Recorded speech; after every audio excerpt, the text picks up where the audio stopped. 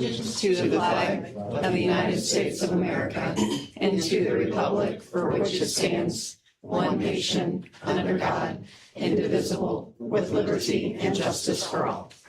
Roll call, please. Mrs. Howard? Mr. Holmes? Mr. Christopher? Yes. Dr. Marion? Here. Mr. York? Here. Mrs. Bird? Here. Mr. Pratt? Here.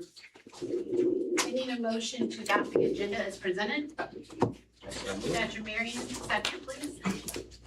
Ms. Bird, any discussion? All in favor say aye. Aye. Any opposed? All right.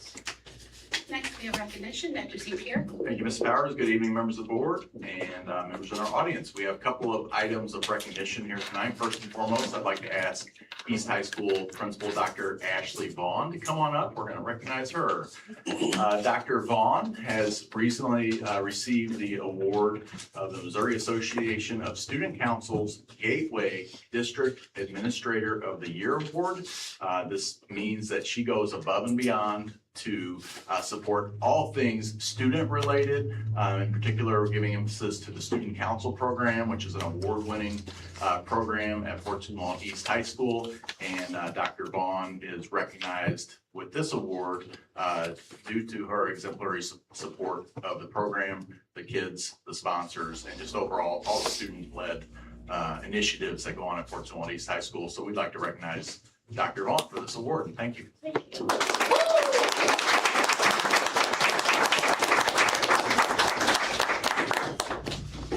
Get the crew up there. Dr. Vaughn's got her team here too. Okay, that's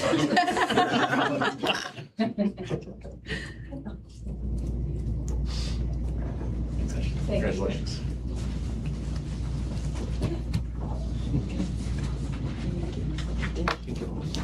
Yeah. All right, thank you, Dr. Vaughn. Thanks for the East High team for showing up to support Dr. Vaughn as well. Second item under recognition is March is School Board Appreciation Month. And as you all likely know, here in Fort Zumwalt, we're proud to shine a spotlight on our Board of Education.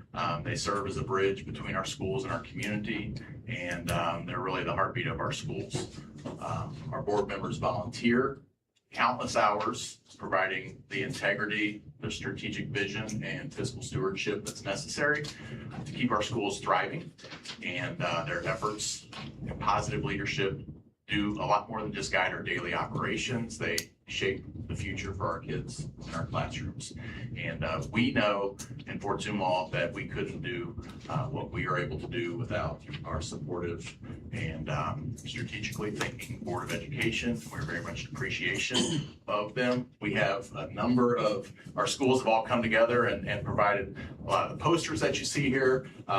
Every board member will leave with a big basket full of gifts and snacks and other gestures of appreciation here tonight. And a couple of things that I wanted to call out specifically. Darden Elementary School created a video of appreciation. I hope you're all able to see that. Very awesome. South Middle School had a vocal music performance for our Board of Education.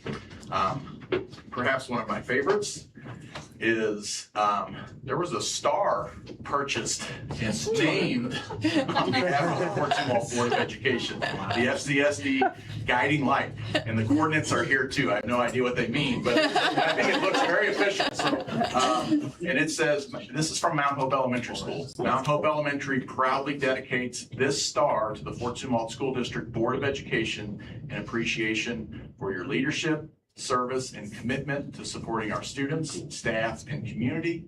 Your guidance serves as a guiding light, helping our schools educate, empower, and equip students to excel. And I think that pretty well sums it up. So greatly appreciate everything that you all do for our school community. I'd like to recognize our Board of Education with a round of applause, please.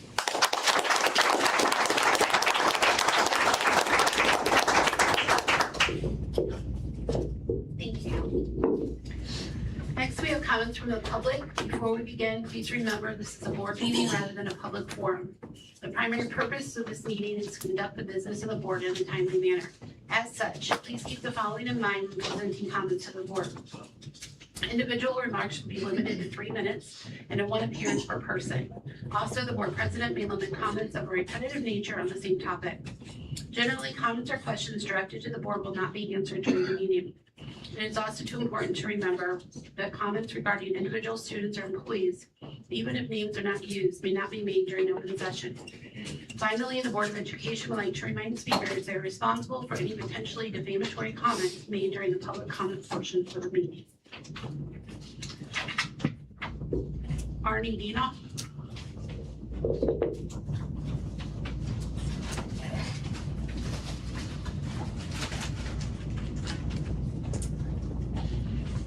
Good evening, members of the Board of Education. My name is Arnie C. A.C. Dienoff, running for the Board of Education and also the O'Fallon City Council on April 7th. A couple of issues I want to go through are some of the agenda items. The nurses' salary agreement, in my opinion, is way too low, the 4% that you're offering them.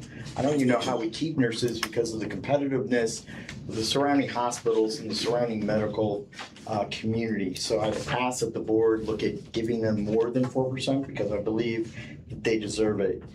The unwavering heroes of our district are the paraprofessionals, and what you pay the paraprofessionals, in my opinion, is just sacrilegious and not up to par of what they deserve.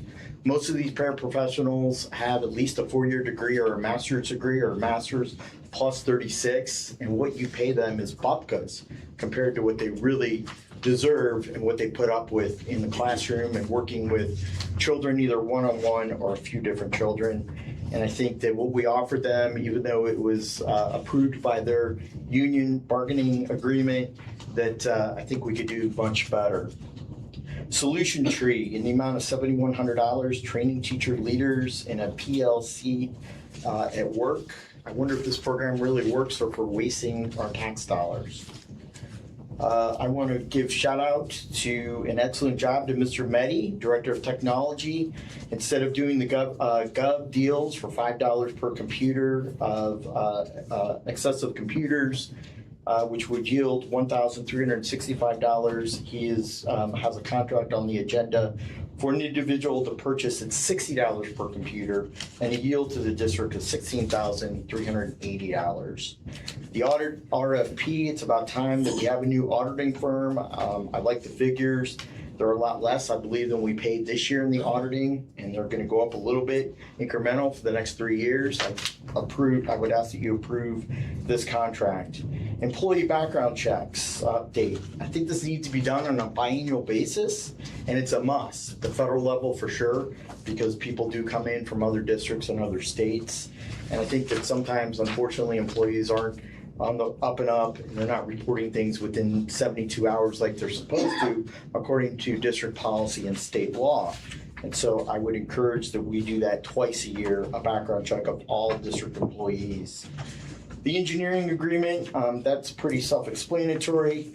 And finally, I want to talk about legislation in the state legislature. There's 94 different bills concerning education. The ones that I'm looking to pass are driver's education, social media responsibility and ethics, and Pell Grants for workforce development, because not all kids go to college. And I would ask you to keep an eye out of that legislation through the legislative process. Thank you. I need a motion to approve the consent agenda as presented. Dr. Marion, second. Mr. Christopher. Any discussions? All in favor say aye. Aye. Any opposed? Aye. Next, we have the financial reports. Yeah, before Brian jumps in on the financial reports, I did ask him to spend a little bit of extra time here, as we routinely do when we have issues that we believe could have impacts one way or another on our budget, that Brian will typically call those out in his financial report. And so with Senate Bill 3 /Prop RT coming up. We've asked him to specifically call out what some of those implications could be so that, the board is informed of those implications. So Brian will hit that along with his other financial updates. All right. Good evening, and thanks for the intro, Dr. St. Pierre. I put details of the calculation in the memo. I don't think it really serves much time for me to read through each individual number. I'll just kind of give the general overview of how I got there. The county was very generous with their data. They told us every single family residence, and then, talking back and forth with them, we estimated about 7% of those are rentals. So it'd be about 93% of our residential properties would be impacted by this RT. And then I just looked at, they were frozen at the 2024 level, which was our 24-25 school year. He gave us the properties there, so we just looked, this is what they're going to be frozen at. And then we looked at, if it wasn't frozen, what revenue would come in, essentially subtracted the difference. The big estimates that I had to use were how many people are renting, and then what's our housing turnover? If it turns over 5%, the impacts are not different than if it's just 3%. So those are estimates. I think our first year, it's going to be, I'm putting right around 5 million, it could be 4 million. I learned from the senior tax credit not to overestimate. There was a lot of high estimates when it first came out, and then they were lower. So we really try to be conservative with this number, and I'm very confident that we will be at the 5 million, if not this year, the next year when there's a reassessment. So I think there could just be a 1 year gap. I just want to be clear that, but that 5 million is where we're getting there. And then every reassessment, so every 2 years, the estimate roughly goes up between 2.5 to 3 million. So you do get to 10 million pretty quick in about 4 years. The impact, that 5 million, that's a huge impact to our budget. I'm not sitting here, we don't have 5 million to cut. If we did, we'd already cut it. I think you can see there's a few board items tonight in our board items histories that have saved money, and that's essentially allowing us to stay within our revenues we're getting now because they are growing slower. So a cut from that, there's just no way to say that the district would have to, actually cut programs or services to get there. I think we're really proud of being efficient. We certainly don't have $5 million.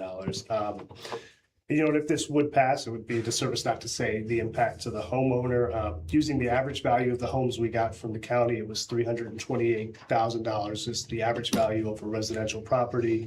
If it was frozen, they would save about $150 in the first year, with that growing to $250 in 2030. In 2030 is when we'd have an impact of over 10 million.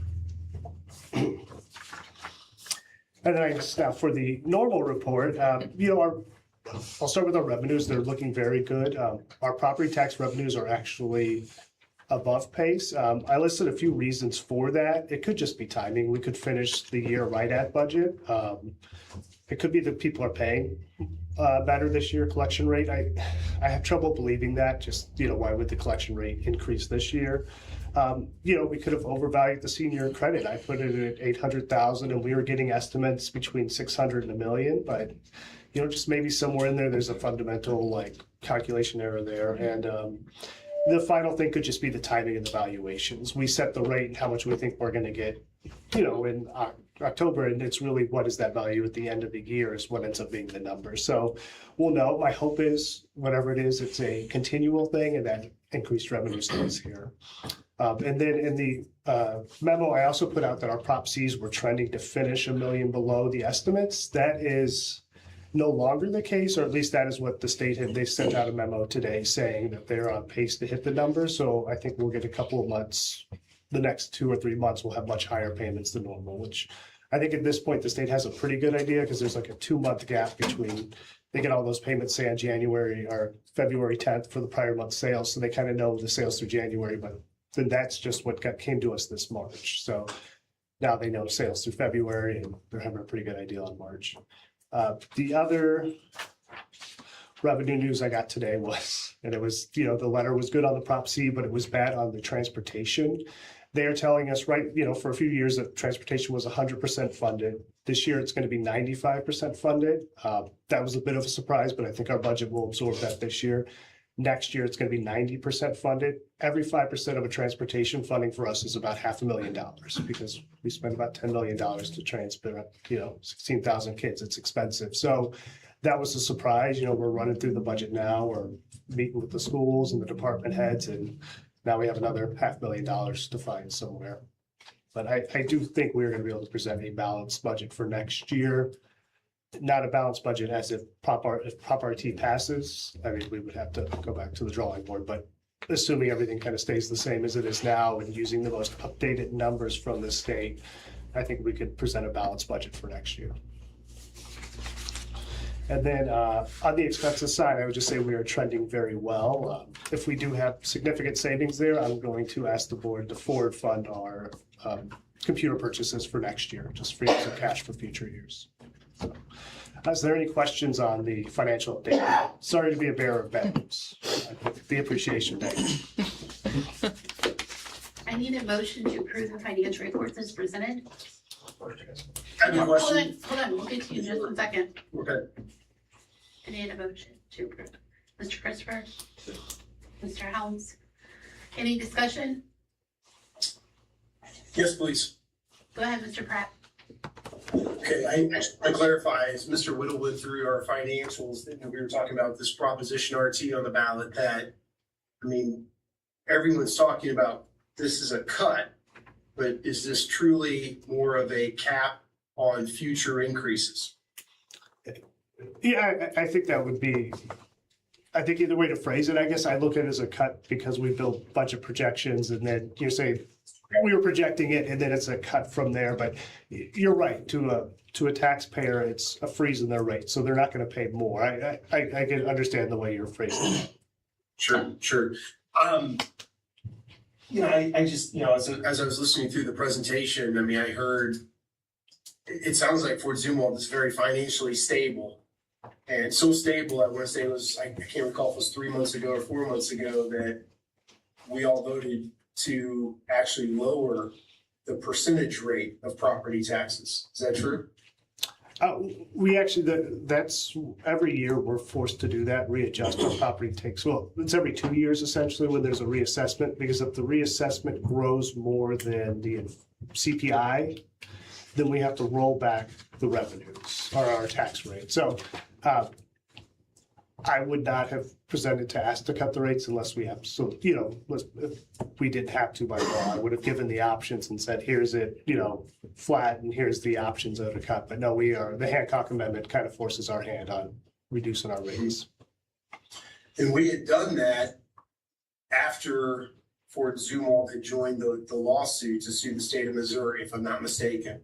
I mean, I'll just point. I mean, I feel like our taxes have been we've been assessed through the roof.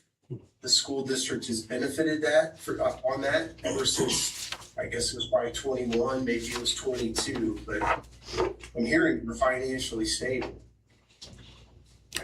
I would say we're stable with what we have, but once if the growth in revenue stops, it's hard to cut the growth in expenses because there's so many expenses we have that we can't, they grow, like utilities are going to grow by about 10%. So that's 350,000. So there's expenses that are growing that we can't control. So if our revenues don't match that growth, we have to make cuts elsewhere. And that's how I look at it. And I understand what you're saying about the property tax rate. Missouri's in a unique position where the state funding, it's 50th in the nation by one metric, 41st by another metric. So what that really means is local taxpayers across the state are what's supporting their school districts compared to living in most other states in the nation. Okay, all right, thank you, sir. Yeah, I have a couple comments. You're absolutely right, Mark. We won't have less money next year because of the cap, but the problem is when you freeze the assessment, right? The way that we do budgeting and the way, as you just see tonight, we're paying 4% increase in salaries. Home budgets don't have to do that, right? The only reason people's taxes they pay more is because their house value goes up, right? So if the house value is going up, that's why they're paying a little more than they did. The tax rate is not the issue, right? If we need a higher tax rate, we go and we ask for one. That's not the case here. But when the system of how you pay for a particular thing is upended like this would do, you're capping the resource, the revenue, but you're not capping expenses. So if you could cap expenses, I'd be all for it. But we will continually have to give raises to staff. We will still have to hire staff. We will hire a hell of a lot fewer of them. There's no way to make up $5 million without cutting staff. So I think people need to understand that, yes, I know taxes are high too, but at what cost? Fundamentally changing the way you fund education without much thought of what the implications are going to be, and not just education, it's other services that will be impacted too. I just think it's short-sighted and there needs to be a better way to approach it. That's just my personal opinion, of course. But I do know schools, and I know that you cannot find $5 million in efficiencies. You can't be that inefficient, okay? So, and that's just the first year. Because the only reason our budget works and the only reason we're financially sound is because we get increase in revenue every year to help us offset the cost of the increase in expenses. If you cut off one half of it and do nothing to the other half, it's only going to get worse. It's going to compound every year like interest, because you lose the $5 million the first year, you lose another $5 million the next year. Now you've lost 10 over 2 years. And it just builds and builds to, I think we might be looking at 50, 55 million over 5 years. Where are you going to find that money? Here's my question, and this is fine. You know, if the voters approve it, the folks sitting at this table are smart. They'll bring us a budget and it'll work. It won't be pretty though. So I want to ask people a question. If you vote yes on RT, are you going to be okay with having $5 million less in services? Are you going to be okay with having higher class sizes? Are you going to be okay not giving teachers raises? Are you going to be okay cutting programs that might be the most important thing in your child's life? Because that's what will happen. There will be absolutely no way to maintain the same level of service without growing revenue. So that's all I want people to consider. I know if my $131 I might make on it, I'll blow that eating out Friday night probably. But what it means is $5 million to the school district. What's a better use of your money? Sorry, end of rant.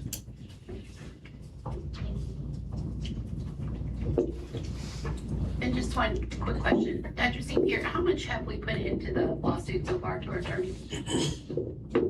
So far, we are under $1,000 according to the invoices that have been received, and the board has set a cap at not to exceed $5,000. Thank you. Great. Any other discussion? All in favor say aye. Aye. Any opposed? New business? New Dr. St. Pierre? business, a couple of items under new business. First up is our social studies curriculum writing process. Ms. Stephanie Durant is here with a few teachers, and let Ms. Waters kind of kick this discussion off and then turn it over to Ms. Durant. Yep, thank you. Welcome to Mrs. Durant. Stephanie is our K through 12 social studies coordinator for the district, and she's here this evening with some of the teacher writers in the audience. They're here to present our 3-4-5 new social studies curriculum and materials.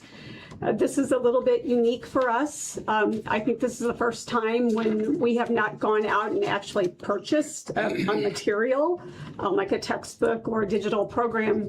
Every single thing that we have for this has been teacher created. So there have been blood, sweat, and tears put into this. By far, I think the most labor-intensive adoption we have done. So big commendation to all of you for how hard you have worked to get this finished. So I will turn it over to you and you can kind of explain what it looks like. Thank you. Thank you for the introduction. Thanks for letting me be here. Third time in 3 years, and I think I'm going to get to come next year too. But I'm really excited to share with you all the 3rd, 4th, and 5th grade curriculum that's been created. Hopefully not too many tears. But it was a lot. It was definitely a lot. So on the board, you can see the team of teachers and also instructional coaches that worked on this. I do have a few here, and I just warned them. I said, just stand up and be recognized because they worked really hard. So go ahead and take your recognition.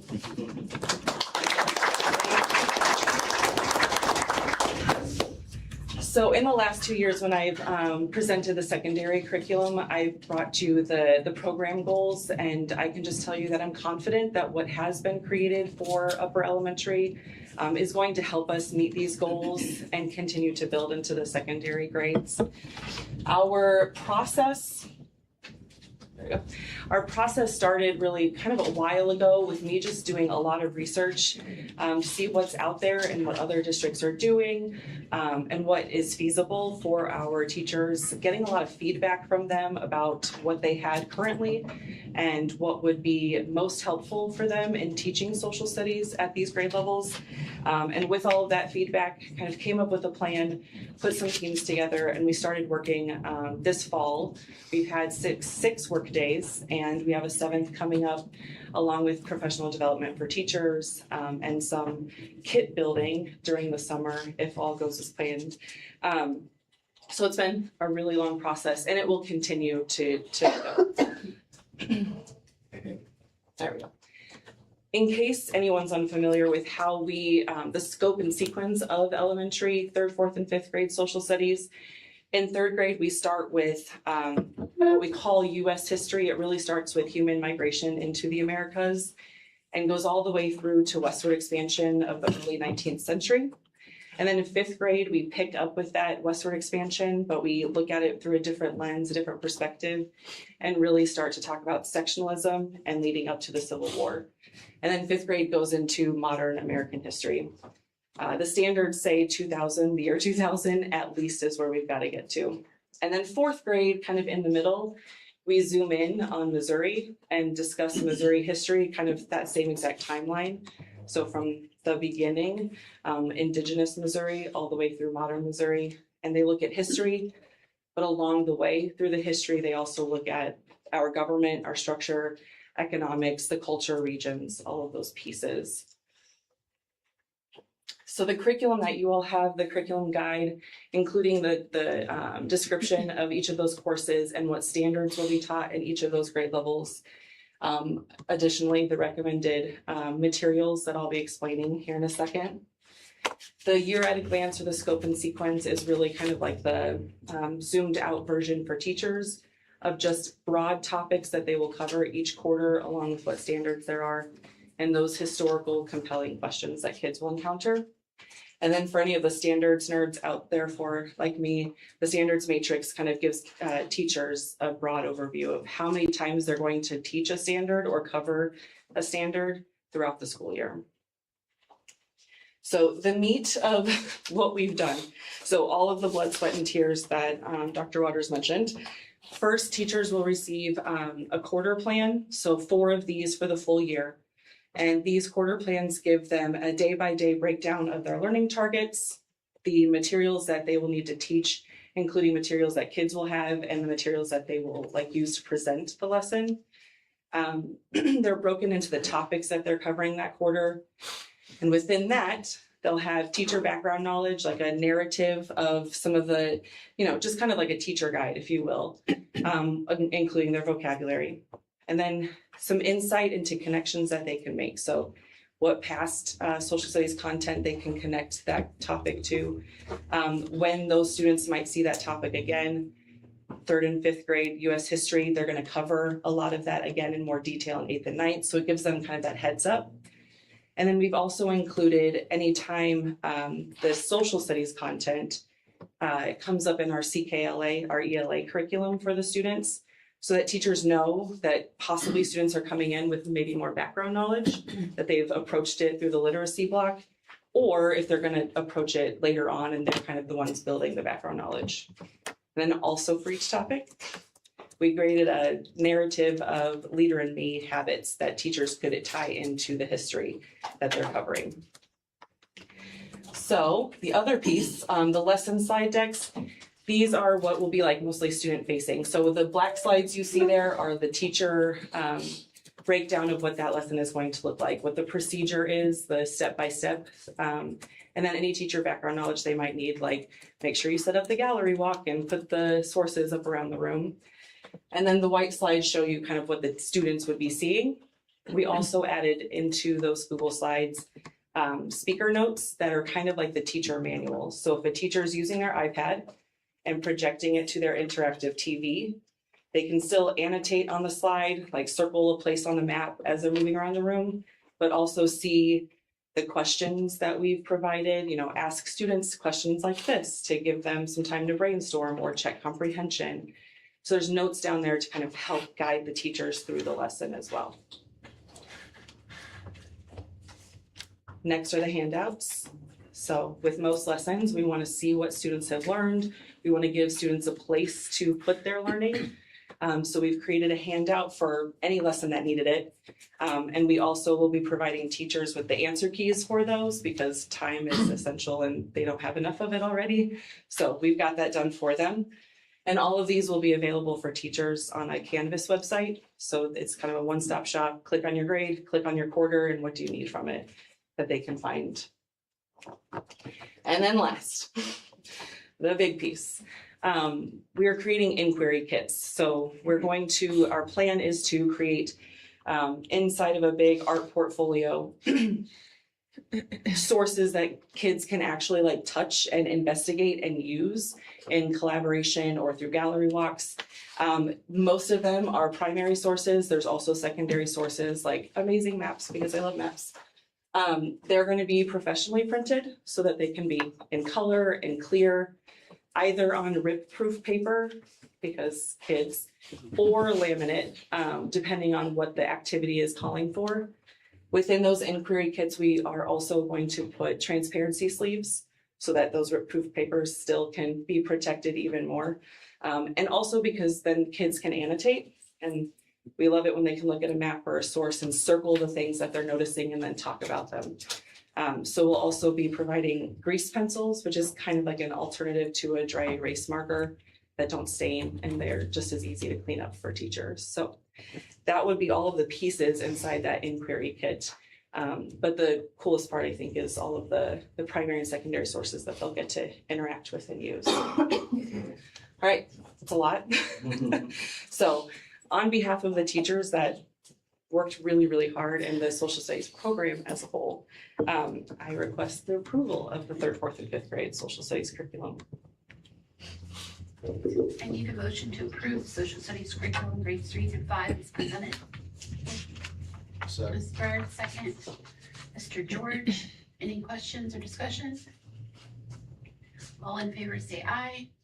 Aye. Any opposed? Thank you all so much. Thank you so much guys. for your work. Appreciate Great it. job. Thank you. Next item under new business, we have our certified and support staff projections. This is definitely the point in time of the year where we are intensely planning for next year, and one of the big pieces of that is putting the staffing plan together. So Erin Williams is going to make that presentation and recommendation. Hi, good evening. Happy School Board Member Month. So our Executive Director, Jeff Fletcher, who is back here, and I are happy to present the 26-27 staff projections to you tonight. You have those in your packet.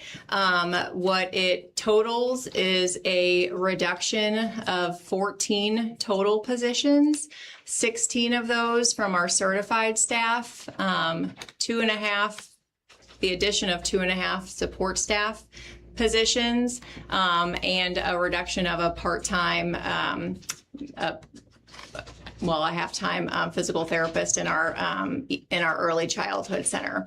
All of our reductions would be through attrition. These were, worked on with our building administrators, directors, and the leaders at this table. This keeps our class sizes still below 20 or right at 20 at all levels. Our elementary class sizes remain at 19.8-ish, if you have a 0.8 of a kiddo. At around 20 at the high school level. So I'm happy to answer any questions that you might have about any of our projections, or Mr. Fletcher. But Hang on. recommend. Motion first. I need a motion to approve the 2026-2027 certified and support staff projections as presented. Mr. Christopher, second. Mr. Helms, any discussion?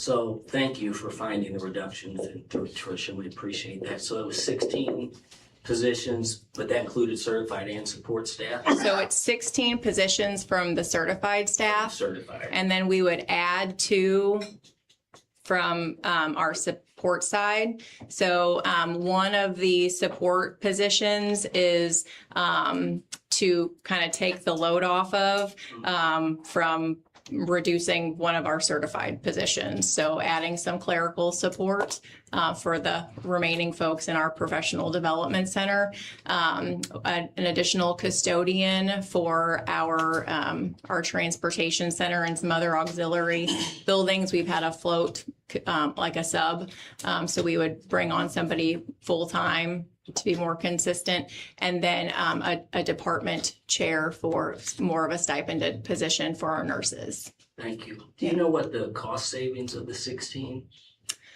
I do not have that estimate. It's about 1.2 million. You know, it's really 16 is 1.2. it really, if you look at it, depends in 2 ways. You look at their current salary or the salary of the person moving. So it's between 800 and 1.2. But really, from a budgeting perspective, it takes that salary line down by 1.2 million. So give the idea how many it take to get to 5 million or 10 million. So, and we had similar numbers last year too. At So 16. yeah. Thank you.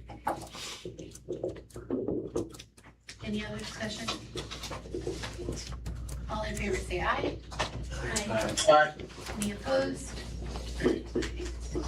Okay, a couple of other items here that Aaron's gonna talk us through. We have our paraprofessional salary agreement for 2026, 2027, and arrived at that through the negotiation process. I will point out that, you know, salary agreements, because of some of the uncertainty that we have on our horizon, we've just been intentional about only going with 1-year agreements, because we just have to kind of be prepared for some of the unknown that might be coming our way. So Aaron will walk us through the paraprofessional salary agreement. Yeah. So once again, we had a collaborative and positive negotiation with members of our FCA team and negotiated our paraprofessional salary schedule. You'll see the team members that were on both sides in the memo that was provided to you. The salary schedule that's presented adds 4% in total. We were strategic in putting money where the majority of our staff members are placed, which is in columns C and D. The schedule keeps us, or puts us, I should say, competitive in St. Charles County, and as of date, puts us as the most competitive by step 5. And it also shortens the timeline to get to $20 an hour by 2 years, which is something that we heard from our paras. So that was something that was important to us. So we're happy with this. Our paras passed this with a 90% approval. So we would like to present this salary schedule to you guys for approval as well. We need a motion to approve the 26-27 paraprofessional salary agreement as presented. Dr.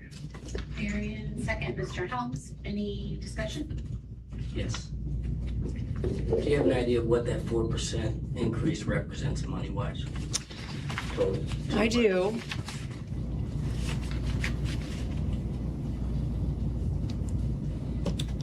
I do, but I don't have those notes with me right now. Okay. You can find it and get back to me. I will, yes. Ryan knows. Just trying to make a point.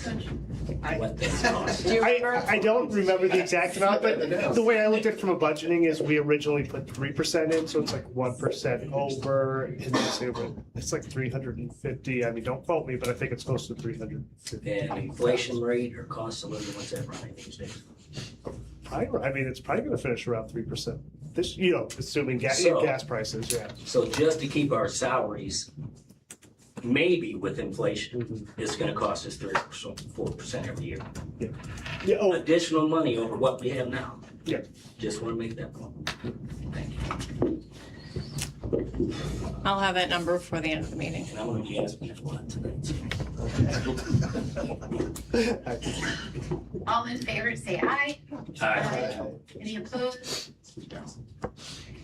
And then similarly, we have, Erin can't do too much research right now because she's the nurse salary agreement. She's got help with the work. Some homework here. Nurse salary agreement for 2026, 2027. I'm not trying to put you on. I just want us to realize what the cost of doing business is. So same on repeat. Our nurses do not have a salary schedule. They have hourly. We have an entry level rate, and then like our other support staff categories, or most of our other support staff categories. So all of our existing nurses would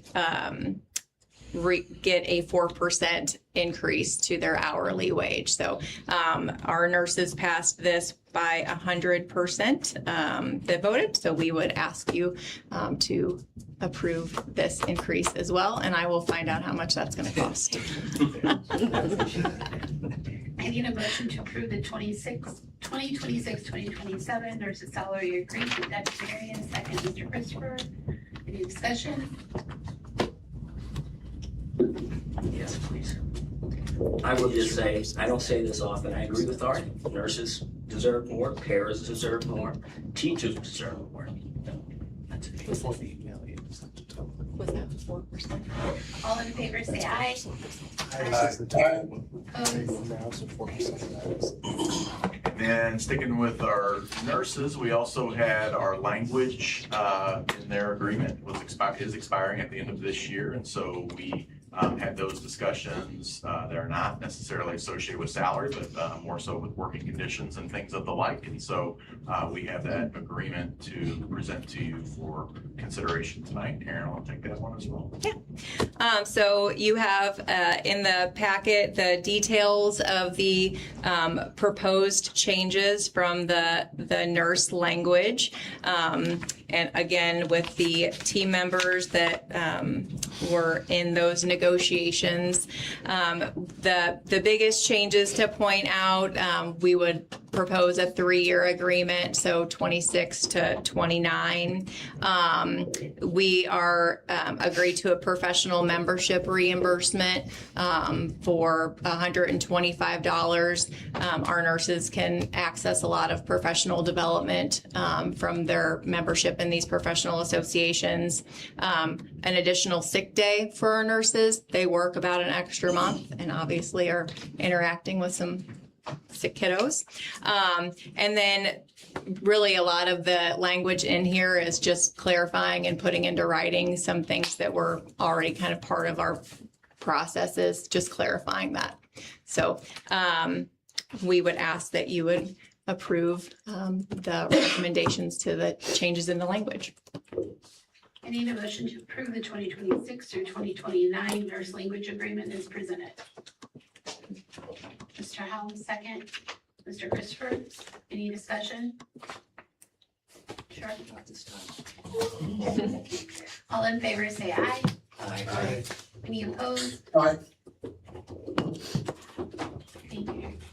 Okay, we'll move back over to Brian here. Brian has been doing some work with our auditor process and put that out effectively to bid and has some good news to report, and that we'll be able to save some money here.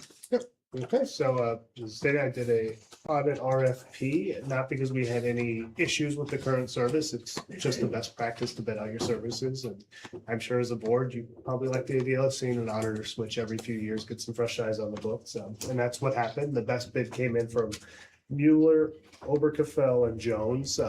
It's all 3 bids, KEB, CLA, and Mueller. Oh, sorry. They all, pretty much if you're a district with over 5,000 students, one of those 3 are probably auditing you. I have never dealt with Mueller before, but I heard nothing but good things. So I know it's going to be more work on the business office, but I think the outcome of savings, plus, you know, there's a comfort for me too of having fresh eyes on the books, and they might have a fresh perspective. So what I'm recommending is Mueller, and I do want to point out it had nothing to do with CLA service. It was just, it's a best practice to bid. I need a motion to approve the auditor recommendation as presented. Dr. Marion, second. Ms. Byrd, any discussion? All in favor, say aye. Aye. Any opposed? Thank you. And then similarly, Brian put out an RFP for our banking services, and he has those results to share and a recommendation. All right. So similarly with the bank, actually the state law is why we bid out the bank services, depending on how you read it. I read it as it's just mandatory. They're saying every 3 to 5 years bid it out. They even have special rules, like this bid we had to put in a newspaper. Most bids you don't have to put in a newspaper. So again, it wasn't because we have any issues with Bank of America, who's our incumbent.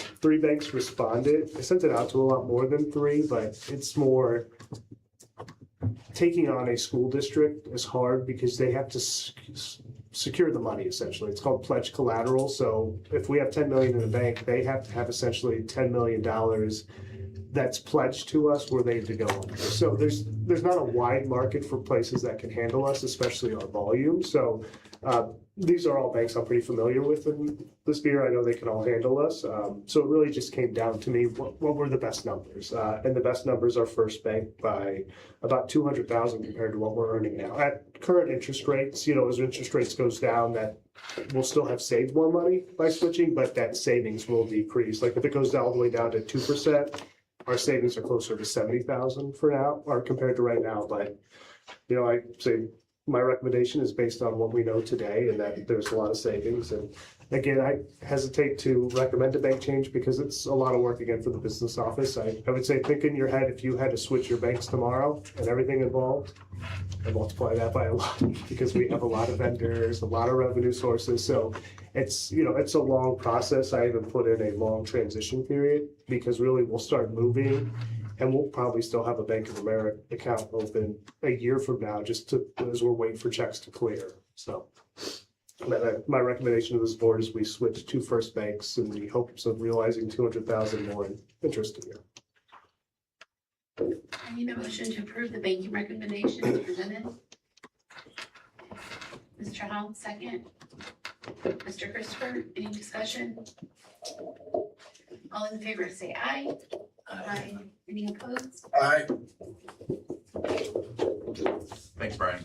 Last item under new business, as the board's aware, we were recently made aware of a situation with a former employee and some criminal activity that was not associated with the school, but impactful nonetheless. And that caused us to examine our processes, what we are doing from a background check perspective with our current and our prospective employees. And Aaron has kind of conducted a thorough review of our processes and is going to update the board on what those are, but also update the board on what our plans are to make changes. The changes that we are going to recommend tonight don't require action on your part at this point because they are allowed for in the currently approved Board of Education policy related to background checks.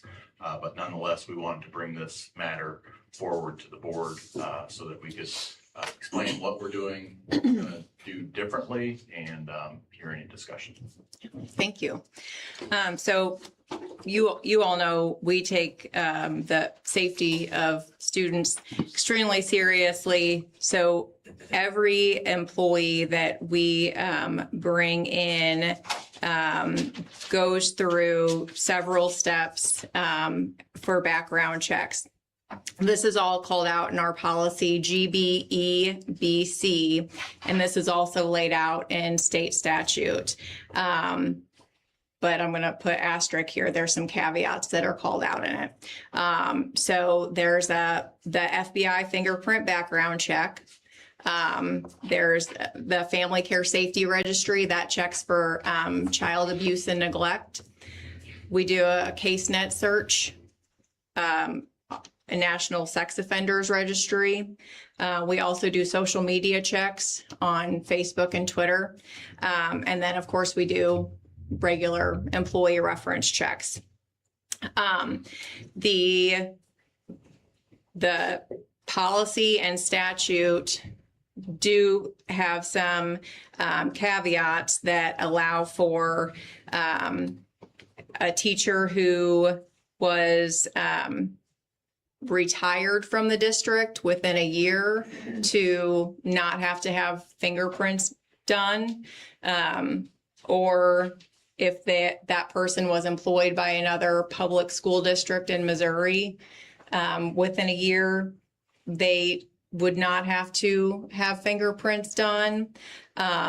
Or if they had a license. So for example, if somebody had gone through DESE and gotten certification, they have to go through a background check to get that certification. If they had gotten that cleared within the past year, that would clear, the state statute says that clears them for that background check as well.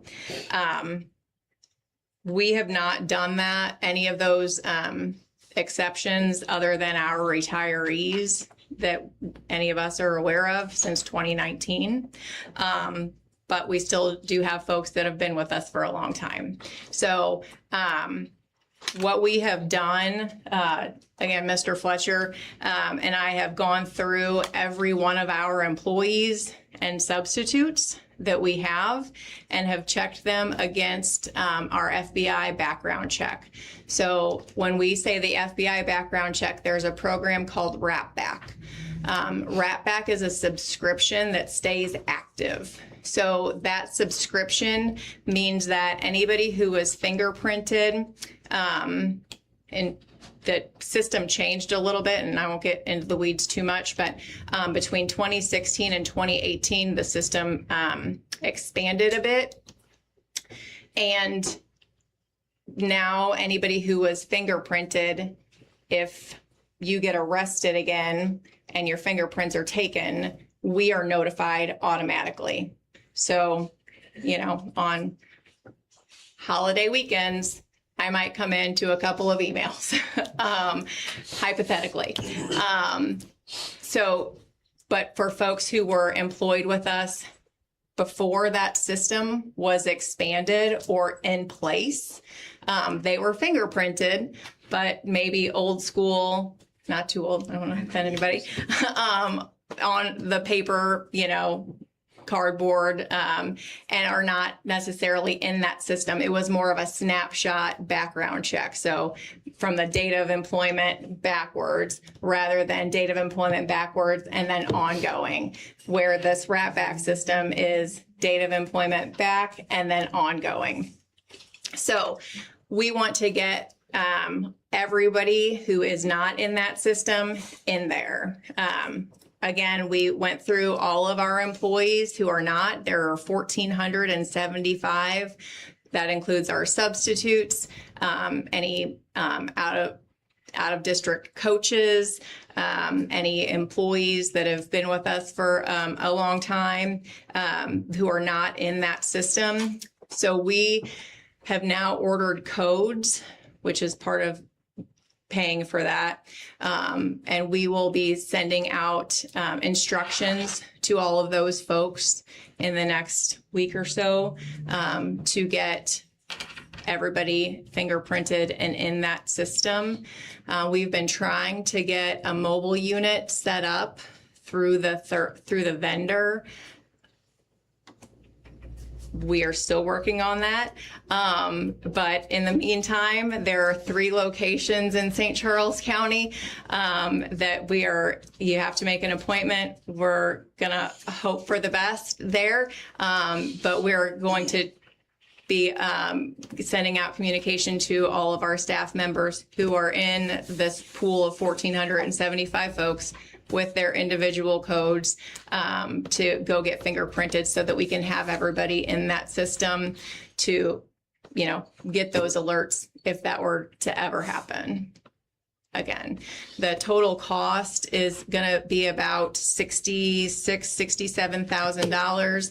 The business department has already loaded that up on the P card, because every time that those fingerprint codes are used, it's about $45, but that's already loaded. We got the codes in today. Jeff has already assigned them to individual names, so it's all ready to go. It's just a matter now of putting it out to our staff members. So I'm happy to answer any questions. about this. And So a realistic timeline could look different depending upon which route we have to go. If we're able to get a mobile unit or two, that can happen yes, probably much more quickly. we've requested that a mobile unit be here as soon as April 7th, because we'll have a bunch of people in one area for Professional Development Day. That would be ideal, but we know that there is no way that they're going to be able to get everybody done in one day or maybe even 1 week. And we're not the only district who is participating in something like this, so we're working together. So, you know, we've just said we will be happy to host as long as it takes to get through this many people.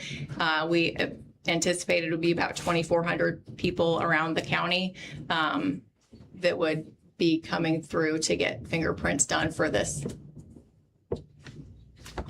in the area.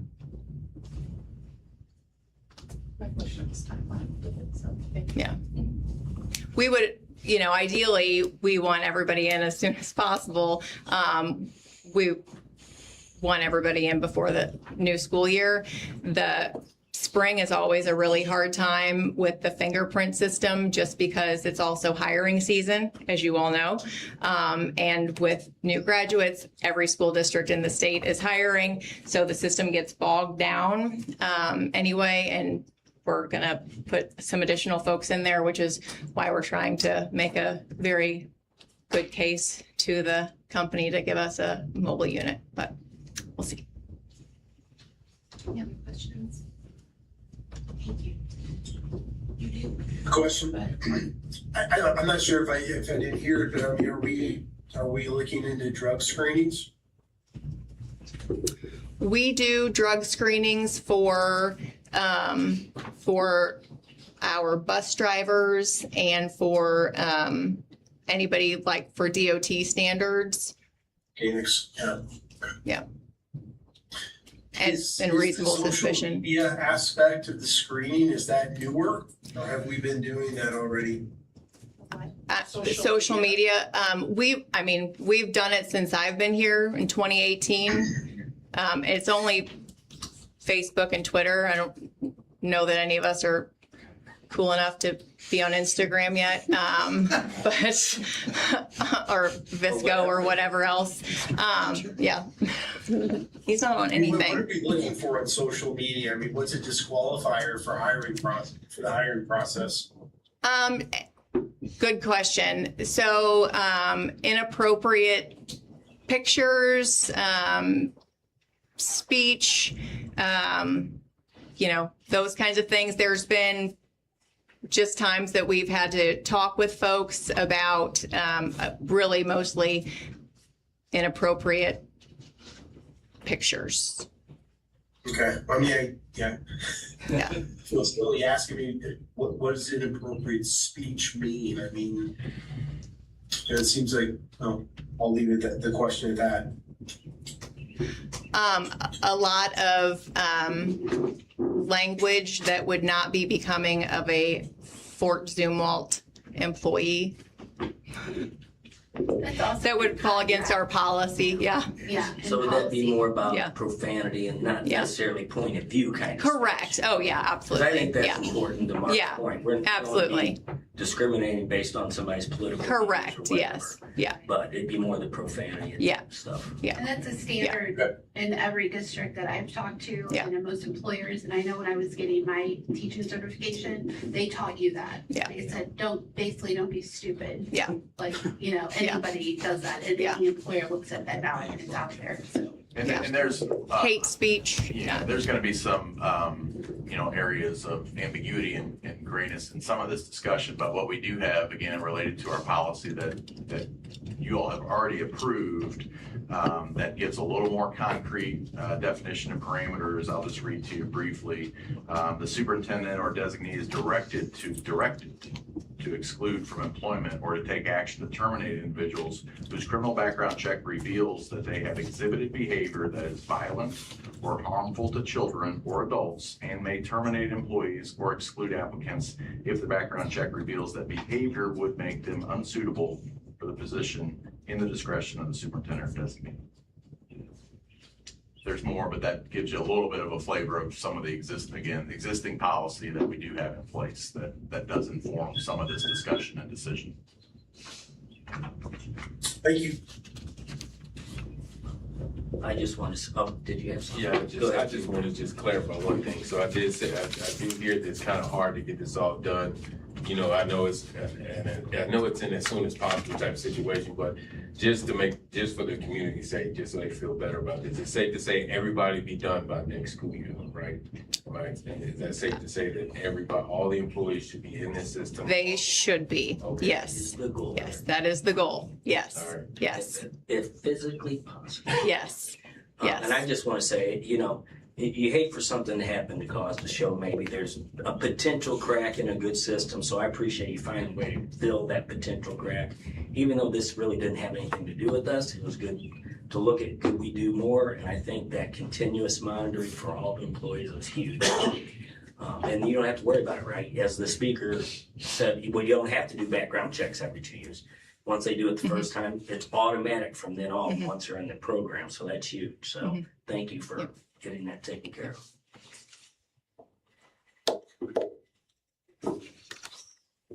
Comments from the board? Let's start with you, Ms. Berg. Thank you. Thank you. First, I want to say thank you so much for the outpouring of love from the community, for all the wonderful things. We certainly feel appreciated. And then I wanted to say thanks to the students at North High and West Hoff Elementary and to their teachers for sharing your artwork with us on the virtual art show, which is live on the website. And mark your calendars for the district art show May 7th at the Professional Development Center. It's always a really awesome experience. And then also I wanted to say I had the opportunity to visit the Tri-County Regional Science and Engineering Fair, and we had a lot of Fort Zumwalt displays there and some winners, and it was really awesome to see that.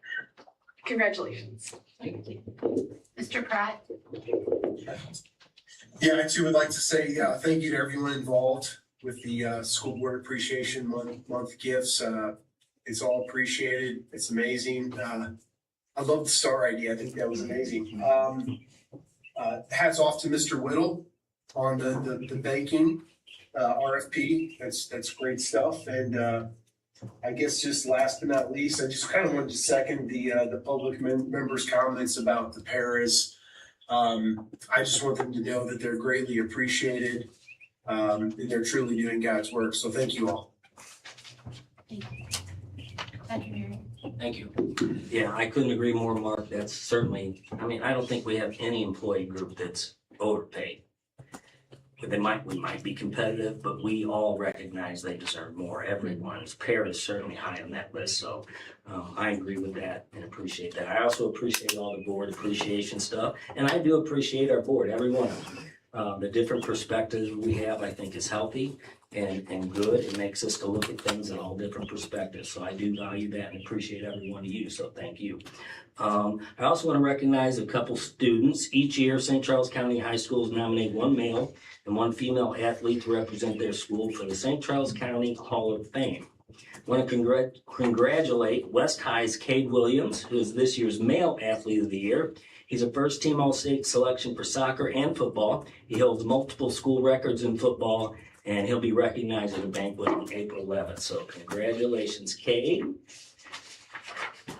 East High's Maddie Levy and Alizba Syed have earned the Distinguished Student Leader Award from Missouri Association of Student Councils. This honor is our way of recognizing those students who demonstrate superior student council leadership skills. They will be recognized this weekend at the state convention. Congratulations. Thank you. That's all I have. Mr. George? Yes, again, thank you for all the outpouring of gratitude for us being on the board.